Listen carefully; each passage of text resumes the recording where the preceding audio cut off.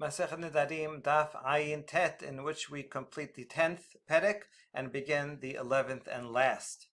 We ended the daf yesterday talking about a statement of Rabbi Hanina, and we challenged Rabbi Hanina. We were able to successfully respond to the challenge, and now we're going to see 4 more challenges to Rabbi Hanina. Most of them will be successful challenges rejecting Rabbi Hanina. So let's remember what he said. He said that we thought that when a husband is quiet for one day, then that's it. By the end of the day, if he does not nullify the vow, then his wife's vow sticks. Rabbi Hanina, however, said that's only if his vow is when he has the vow. When he's quiet because he wants the vow to stick. But if he's quiet because he wants to annoy his wife, he wants to put her on edge and worry that, oh no, can you please annul it? But he's going to delay it for 2, 3, even 10 days. But he has in mind the whole time that he's going to annul it. So Rabbi Hanina says, as long as the husband has in mind that he's going to annul the vow and he's being quiet, not as an agreement to the vow, but rather just an annoyance to her, then he can continue to be silent and nullify it even many days later. That's Rabbi Hanina's position. Okay, we asked a question of him from a Baraita, which mentions Shama Vikiyem and Shama Sheshatak. So he was quiet. Isn't this a case where he was quiet because he wants to annoy her? And yet, that's it. Once the husband dies, then the father cannot do it anymore. And we say, no, maybe he's quiet because he wants it to be ratified. So that's why the father cannot do it anymore, because he's actually ratifying it. But if so, this is double language. Shama v'kiyem shama sheshatak. He's quiet and he has in mind that he's going to ratify it. Having in mind to ratify, we're going to see later today, is effective even if he doesn't ratify it out loud. So these are the same, aren't they? And we answer no. Bishotek stam. If you're quiet, not in mind to ratify it, but you're quiet, he didn't make a decision yet, then that's what this case is talking about, because he was quiet and the day ended. Therefore, that is a ratification. And once the husband ratifies it, and even if he dies, the father can no longer nullify it. So that's how we answer that. This is important because the next one is going to have a similar answer. So here's the second question. Mativ Rav Chisda.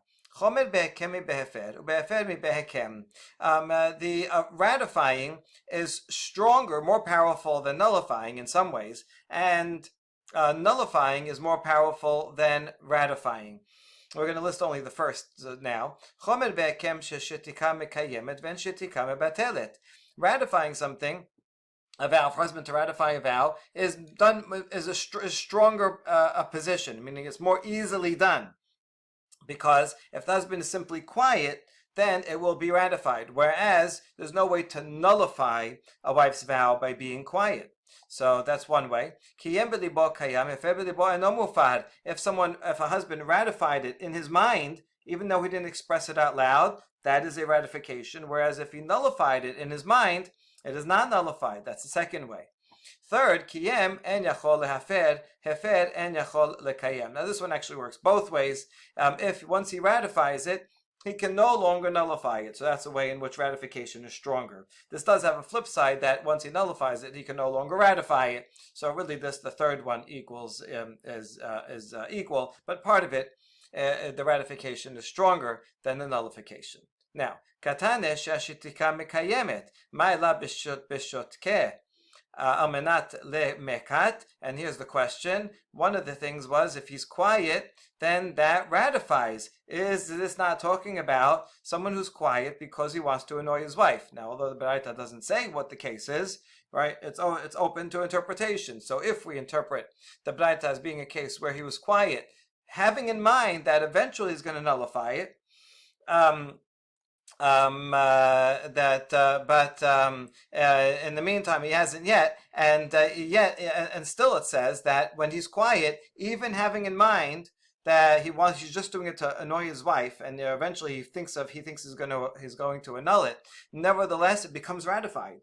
So according to this braita, according to this interpretation, even if he's just delaying to annoy her, nevertheless, by being quiet until the end of the day, that is a ratification, and that's a challenge to the Bichanina, who says that if he has in mind to annoy his wife, then he can nullify it even a few days later. And we answer, Lo bishotek amenat lekayem. No, he's quiet because he's quiet because he wants to ratify it. That's what this Baraita is talking about. He has in mind that he's going to ratify it, and then the day ends, and then that's a full ratification. It's a quiet being for ratification, and it's not talking about a Bichanina's case, and therefore it's not a challenge to the Bichanina. When we ask, Kanu kiyem belibo kayam, hold on, but that's the same as him ratifying it in his heart, right? If he just has in mind, then that's a ratification. So you're saying that's the same thing, because shitika, if he's quiet, having in mind that to ratify it, well, that's the same as ratifying it in his mind. He's quiet, having in mind to ratify it. Why would you have to say the same thing twice? And the answer is Ela bishotek satam. When in the first clause, when it says quiet, he is not it's not talking about a case where he's quiet, having in mind he's going to ratify it. He's just quiet. He didn't think about it. He didn't decide yet. And nevertheless, because once the day ends, that's it. It becomes ratified. So that's different from where he is actively thinking in his mind, consciously thinking that he's going to ratify it. But neither of these cases is where he's quiet, having in mind that he's going to nullify it in a few days, and he's just waiting to annoy his wife. This Baraita is not talking about that case, and therefore it's not a challenge to Rabbi Chanina. Okay, so we solved this challenge. But once we brought up this Braita, we want to know about the opposite. You gave us 3 examples of the way that ratification is stronger than nullification. But what about the other way around? Rabbi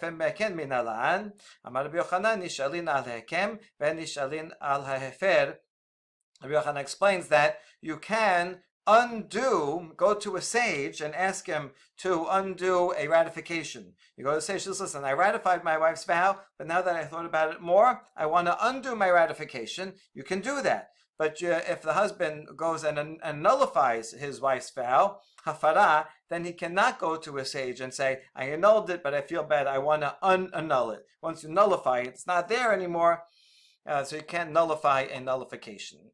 Okay, good. So that concludes the second. Now the third challenge. Mativ Rav Kahana, im hacharesh yacharish la isha beshotek almenat lemekat hakatuv medaber. A pasuk in Bemidbar. We can bring it up here. Here is the pasuk in Bemidbar, chapter 30. It says, "Imacharesh yacharish la isha." If her husband is quiet, notice the double language, hacharesh yacharish, for an entire day, ve'kim et kol dereh, then her vow will be ratified, or anything that prohibition that she puts upon herself. Hakimota, he ratified it because ki hecherish la b'yom shamo. See again, it repeats hecherish. So you see at least 3 words for hecherish la. There's others in other places. Okay, so it says hecherish a lot of times. So this Baraita is going to analyze it. The Baraita says, this pasuk is talking about a case where a husband is quiet because he wants to annoy his wife, even though he's planning on nullifying it later. Nevertheless, it becomes ratified at the end of the day. This is a clear challenge to the Chanina. And the Baraita now continues to prove its point. Hold on, I know you're going to ask me, how do I know that this is about being quiet to annoy my wife, and maybe it's being quiet in order to ratify the vow? That's why the husband is quiet, because he knows that he wants to ratify it. At the end of the pasuk, when it repeats hecherish la, that's talking about a simple case when he's quiet because he wants to ratify it. Why do I need to repeat the being quiet at the beginning of the pasuk? So it's clear that the pasuk is covering all its bases, both if I'm quiet because I want to nullify it, and if I'm quiet because I want to ratify it. In either case, once the end of the day comes, it is ratified if he's quiet the whole time. And this refutes Rabbi Chanina, who said that as long as I'm only doing it to annoy my wife, and I'm planning on canceling it later, that I can cancel it later. This is a very clear baraita against Rabbi Chanina. Now we ask, wait a second, why is it such a tiyufta? Maybe we can answer, Velokim ha beshotek amenadakayam ha beshotek setam. Oh, why can't we say that? I know this is twice cherish. One is when I'm quiet because I want to ratify it, and the other one is I'm quiet because I didn't decide, I didn't think about it at all. I'm just quiet. Right? But I could still leave room open that if I'm quiet because I want to annoy my wife, then it is not ratified. Right? So why can I say that? And the answer is Chaya Ketibi. There's a lot of Pesukim about being quiet. Just in this pasuk already, there's 3 times it says the word, and so this, you see, the pasuk is covering all cases of being quiet, no matter what. If he's quiet at the end of the day, it's ratified. It doesn't matter if he had in mind that he's going to nullify it and he's only annoying her. All right, so that's a conclusive proof against Rabbi Chanina. Even though we have that conclusive proof, we're going to continue to add on a couple more.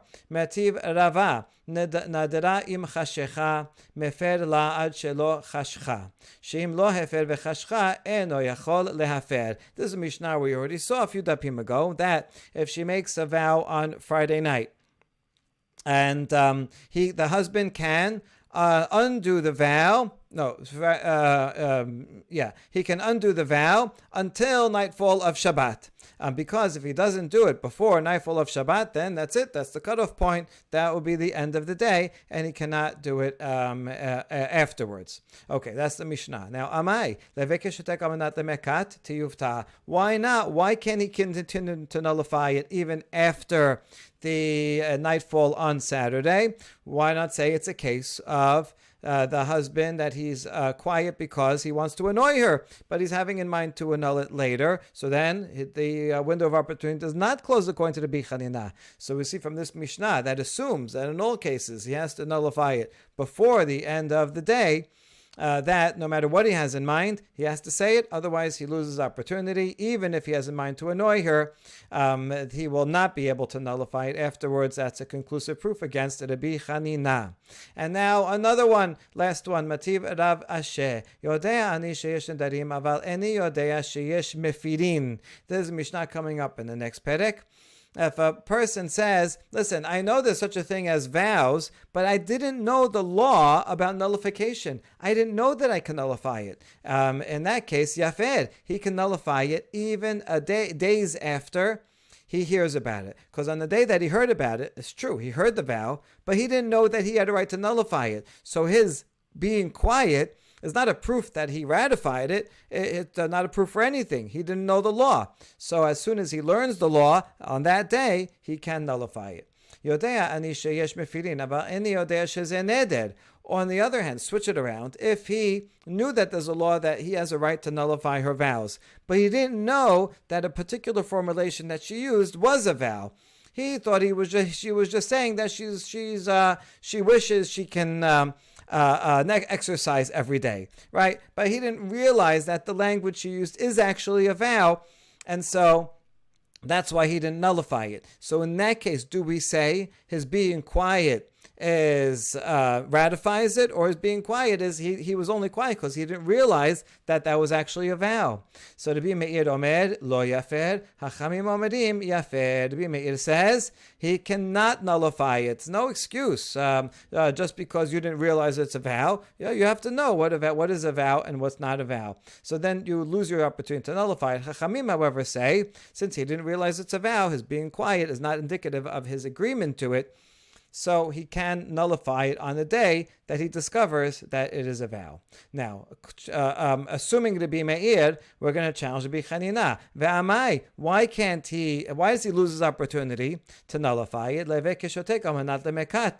it be similar to a case that he's quiet to annoy his wife, in which case he can extend the deadline and nullify it later. This should be a similar thing, because he didn't have in mind that he wants it to be ratified. He just didn't have it. He just didn't know it was a vow, so it should be similar to that case. And since the Rabbi Meir does not say it's similar to that case, it shows that Rabbi Meir does not agree with Rabbi Hanina to Yufta. So there's yet another refutation of Rabbi Hanina. This is pretty powerful sugya that has so many refutations and keeps piling them on, and concludes without resurrecting Rabbi Hanina. And that is the end of the Perek Hadran Alach Na'ara Hameorasa Chazakim Uberuchim. And now we get to begin the next Perek, which is about in what cases is a husband permitted to, does he have the right to nullify his wife's vows? It's not about all vows, as we've seen before. We have seen before already that it has to do with vows that affect their relationship, right? In that case, he can nullify it. But just a standard vow, like the example I just said, if she once said she's going to exercise every day, the husband may not have a right to nullify that, right? How's that affecting him? So maybe he wouldn't be able to nullify that vow. Okay, so now we're going to see yet another category in which a husband can nullify the vow, even if it doesn't affect their relationship. Nedarim devarim sheyesh bahen Annoy nefesh im erchatz v'im lo erchatz im et kashet v'im lo et kashet. Anything that a vow that a woman makes, a wife makes, that causes her affliction, undue affliction. If she says a vow, if I bathe or if I do not bathe, if I adorn myself, if I do not adorn myself. In other words, she's saying I'm not going to bathe, or she's not going to wear jewelry, cosmetics, she's not going to dress up. For whatever reason, she's in the mood to say this now, but this is going to cause her undue affliction, not bathing and not getting dressed up. And so therefore the husband can annul this vow, even if it doesn't relate to him. He doesn't care about jewelry. He doesn't care about cosmetics. Nevertheless, I'm not sure if he's not going to care about bathing. Okay, but this just because it annoys her. According to Tanakama, that's sufficient grounds. Now, Amar Rabbi Yosef, Elu en elu nidre inui nefesh. Rabbi Yosef disagrees with Tanakama. Says that's not considered affliction. Affliction has to be something that's a higher bar. Has to do with food. If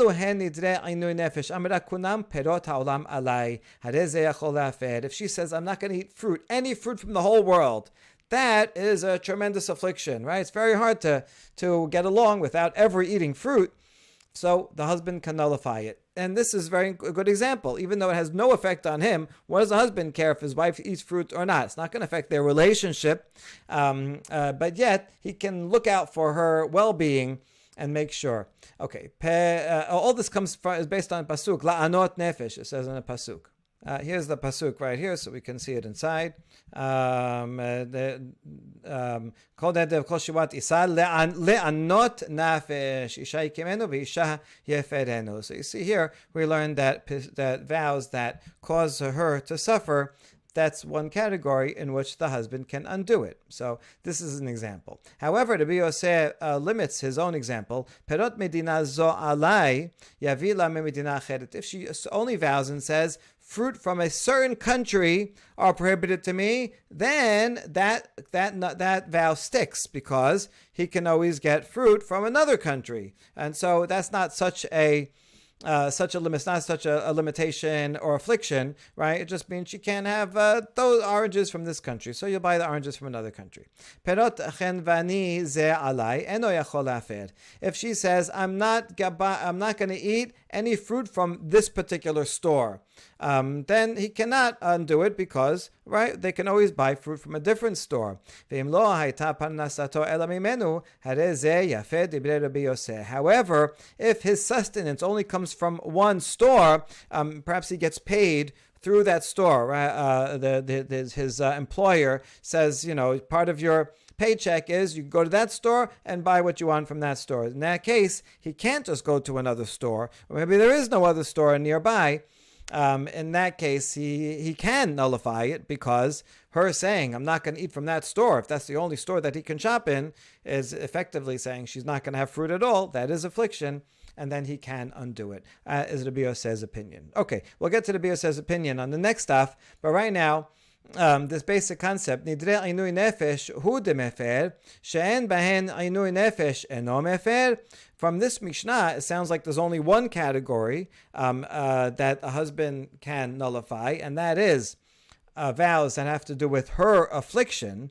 But if it doesn't have to do with her affliction, then he cannot nullify it. והתניא בין איש לאשתו בין אב לביתו מלמד שהבעל מפר נדרים שבינו לבינה. We have another braita that we've seen already. Where it says, this is the concluding verse here, 17. These are the laws regarding vows between a husband and a wife, between a father and a daughter. So we learn from this that only vows that affect the relationship between the husband and wife, the husband can nullify. So these don't necessarily have to do with affliction. If a woman says, "I'm not going to cook," that's not an affliction upon her, but it will affect their relationship, and so that should be. So these also can nullify. How come the Mishnah above here didn't mention this category? In fact, there's two categories. So we're going to see two answers. The first one we're going to reject. Amre halen v'halen mefer. So the sage says, you're right. In fact, there are two different categories. But our Mishnah here in this Perek only mentioned one of them because there's the distinction between the way that they're nullified. Mihu, ainui nefesh mefer le'olam. If it has to do with her affliction, like she's not going to eat fruit, and then if once the husband nullifies it, it's nullified forever for the rest of her life. Even if they divorce, she still is still nullified, and she can always eat fruit.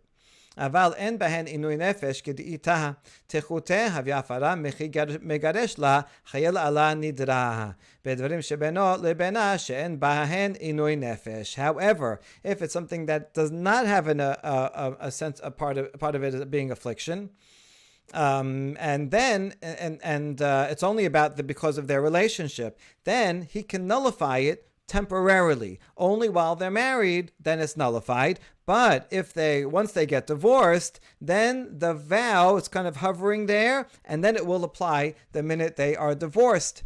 If it's something that is between them, but is not an affliction. So if she says, listen, I'm not cooking at all, forever, I take a vow, I'm not going to cook. He comes home and hears about that, and he says, no, this will affect our relationship. Let's assume that she's the one that's cooking. And so he says, I annul the vow. Okay, it is annulled while they're married. If they get divorced, then the vow comes back, and she's not allowed to cook anymore. On the other hand, if she says, I'm not going to eat fruit, and he nullifies it, then she can always eat fruit, even after they're divorced. That's the difference. That's why this Mishnah mentioned only one category, not the other. Okay. Then we question this whole assumption. If it's something that doesn't involve affliction, then really, once they get divorced, the vow comes back and applies to her. There's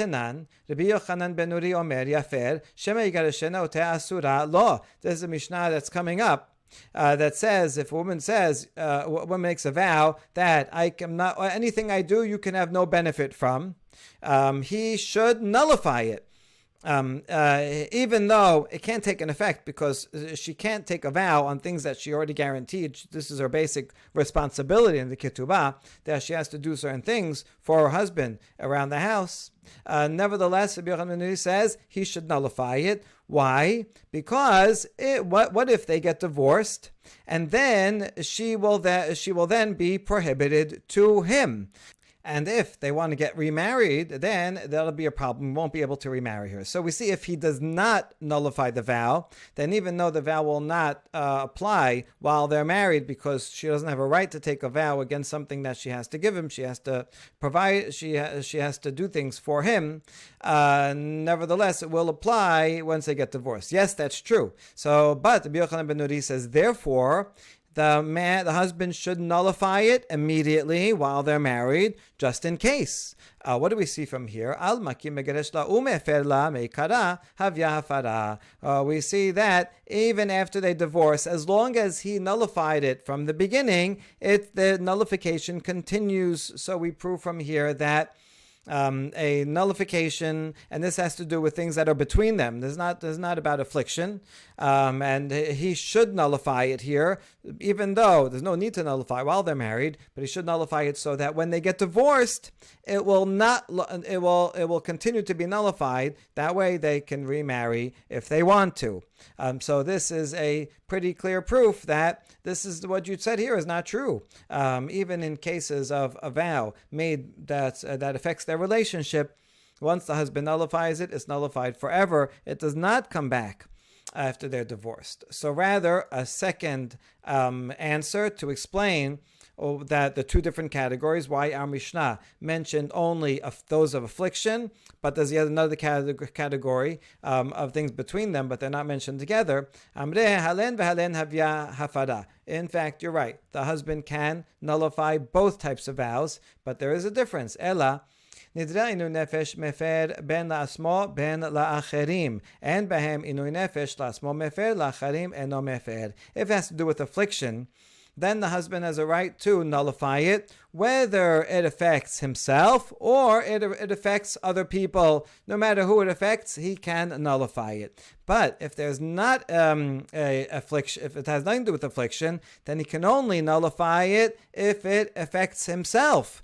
If she says, I'm not going to speak to you, I'm not going to cook for you, then he can nullify it. But if it has to do with her relationship with other people, she's not going to speak to her friend, then he cannot nullify it. Okay, so that's the difference between the two.